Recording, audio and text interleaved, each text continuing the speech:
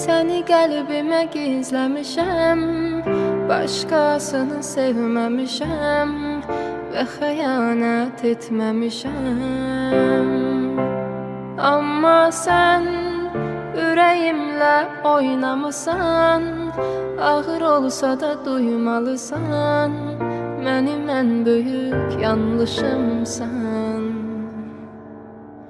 Ağlama, ürək o buna layiq deyil, inan. Tərk edən sonunda peşman olur hər zaman.